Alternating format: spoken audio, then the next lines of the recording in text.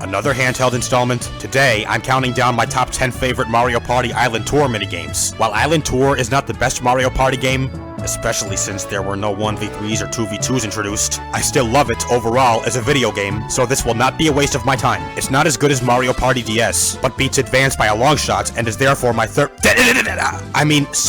favorite handheld installment. Yeah, that's it. Anyway, as usual, keep in mind concept still matters for my choices, and it's only my opinion. That's all for this intro, so let's party.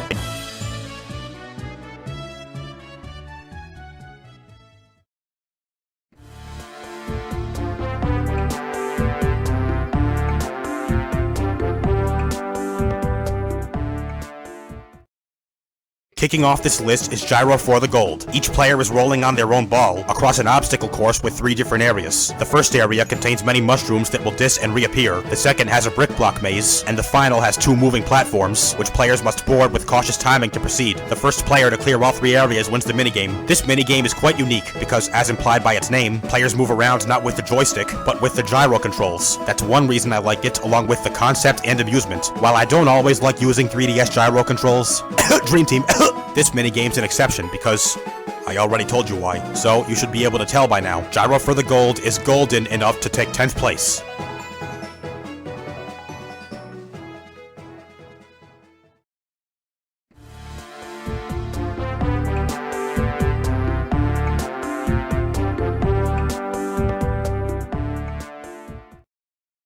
Ninth place is Slip and Slip. Each player is on a glacier, which several penguins will keep jumping on and sliding across. This will make it shift around, and to avoid falling in the water, the players must run and or jump to the higher end. If they do fall in the water, they are eliminated, and the last player standing on the glacier is the winner. They also shouldn't let the penguins hit them, since they could possibly knock them into the water. However, again, the players can jump to avoid them. However, again, after a certain amount of time passes, bigger penguins will start showing up, making avoiding harder. This minigame is fun and very thrilling, and that's all. Also, it kinda reminds me of Pushy Penguins from Mario Party 5. So, Slip and Slip easily slips into 9th place.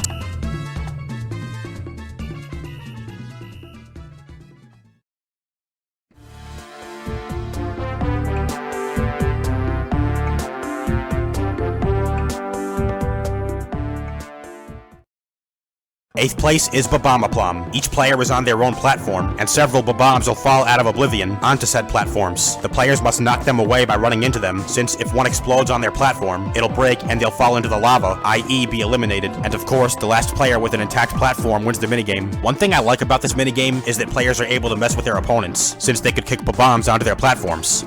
Sorry, that's all. This minigame is extremely thrilling, with an epic concept. Also, I view it as a mix of Hot Bob-omb from Mario Party 2 and Bomb Barge from Mario Party 9. Since I love both those minigames, it should be no shocker that Bob-omb earns 8th place with aplomb.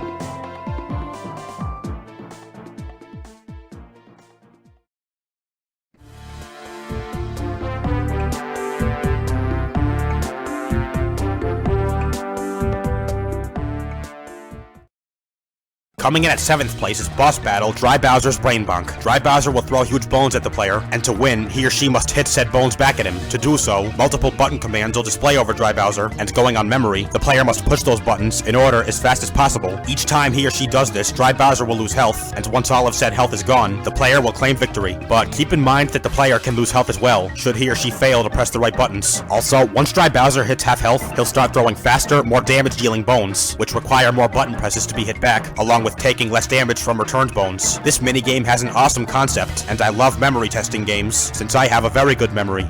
Not to blow my own whistle. With all this, Dry Bowser's Brain Bonk has the brains for 7th place.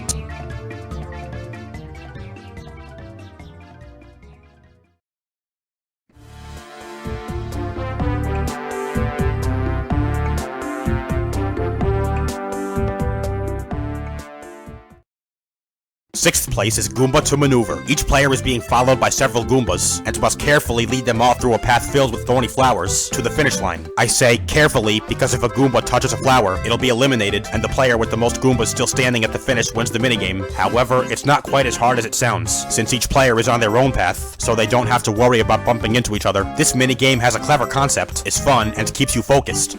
Sorry, that's all I can say for this minigame. Goomba to Maneuver maneuvers its way into 6th place, and if there's a time-killing epilogue somewhere, you can be sure I'd maneuver my way into that.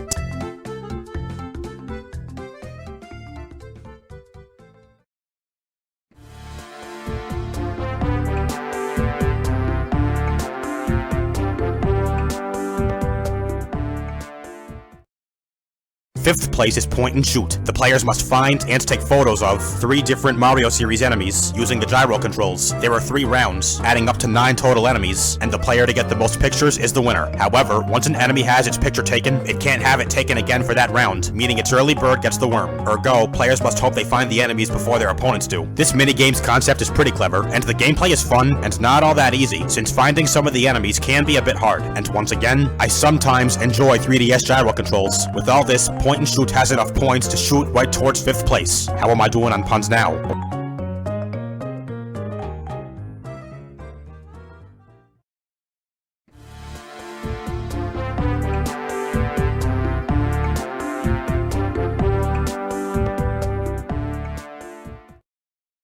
Fourth place is Truckin and Cluckin. Each player is in a small farm with 2 chickens, either one of which they must grab. After doing so, it'll begin laying eggs, each of which grants the player holding the chicken 1 point. Meanwhile, players must also run away from their opponents, since they can tackle and steal the chicken from them. If this happens, they must try to steal the chicken back. The player with the most points when time expires wins the minigame. If an opponent just seems too fast, there's no need to worry, since each chicken can only lay so many eggs before flying away, at which point a new one that's up for grabs will appear. Also, occasionally, gold chickens will appear, whose eggs grant 2 points each. This minigame is extremely fun and thrilling, with a pretty clever concept. Also, it reminds me of Foul Play from Mario Party 3. I'm detecting a pattern here. Anyway, Truckin and Cluckin hatches 4th place.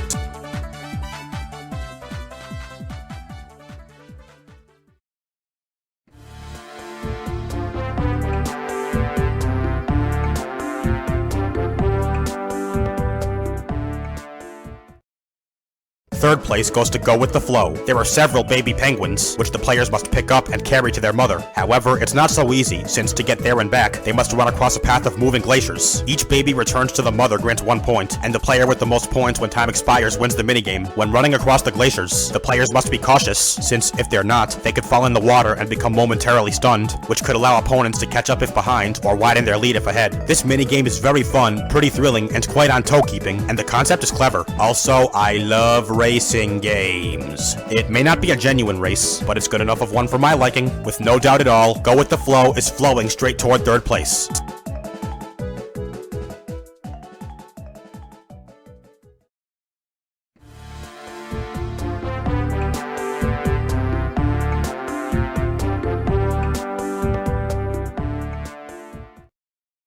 Running up is Fisticlouds. All players are fighting each other atop 5 flying, moving platforms. To fight, players can jump, punch, kick, and stomp, and must knock each other off the platforms. The last player standing is the winner. However, the aforementioned platforms will move around, forcing players to pay attention to both that and their opponents. As I've said before, I've always loved fighting games, especially ones with harsh twists, like unstable platforming and whatnot. Also, the concept is very epic, and the minigame itself is very fun and thrilling. I know this isn't really a lot altogether, but do I even need to say this? Some Mario Party minigames are just too awesome for words. This especially applies to Fisticlouds, which is why it's my 2nd favorite Mario Party Island Tour minigame.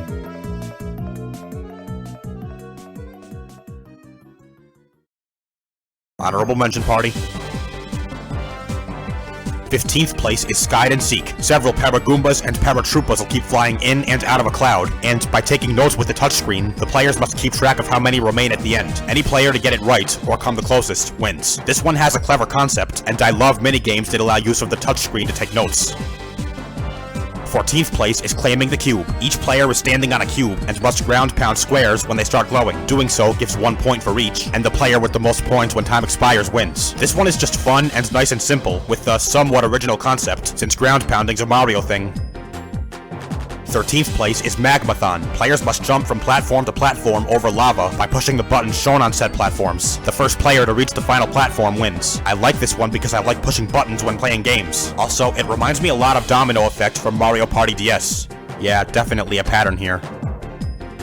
12th place is Boss Battle Goomba Tower Takedown. The player must defeat several Goombas, who seem to have a knack for standing atop one another by throwing red nuts at them. Doing so makes them lose health, and once all of said health is depleted, the player is victorious. This one's a bit thrilling and has a somewhat clever concept, and is overall just fun. Also, a Goomba Tower for a boss is kind of unexpected.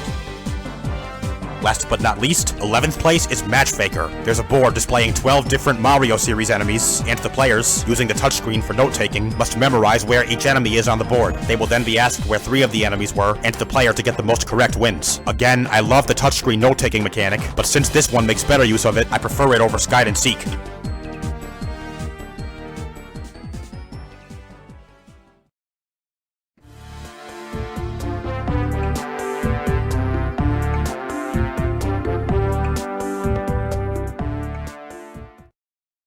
Finally, number 1. It's not a boss battle, surprisingly, and sorry, that's all I got for hints. It's none other than Tanks-a-Lot. Each player is commandeering their own tank, and must shoot cannonballs from it at their opponents for points. Each successful shot grants 1 point, and the first player to score 3 points is the winner. However, throughout the huge arena, there are several brick blocks, forcing players to move around in search of opponents in a good position to be shot. Also, when a player gets shot, he or she will respawn in a random location and become briefly invincible. You may be wondering, do players have to shoot all 3 opponents once? The answer to that is no. The winner just needs 3 shots. It doesn't matter who he or she shoots. Tanks-a-Lot is fun, thrilling, and extreme, and has an epic concept, which is pretty much everything a good minigame should have, so there should be no surprise here. It's easily my number 1 favorite Mario Party Island Tour minigame of all time. Thanks a lot, Tanks-a-Lot. Am I good at punning or what?